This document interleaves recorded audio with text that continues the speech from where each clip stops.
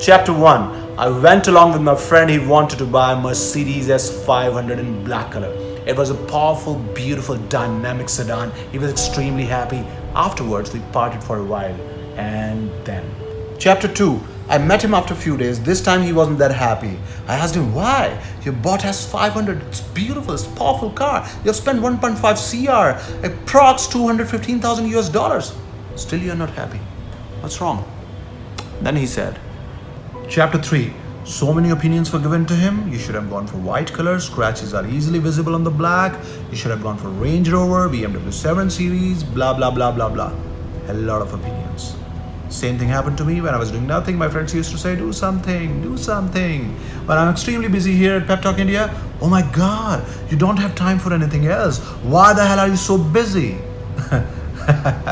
Hypocrisy. Chapter 4. People who are judging you, they are judging you, they will always be judging you. They will form an opinion about you and you cannot do anything about it. Whether you're speaking English, you're speaking on the stage, you're buying a car, buying a home, whatever you're doing, they will always judge you. Whether you're rich or poor, ugly or handsome, they will always judge you.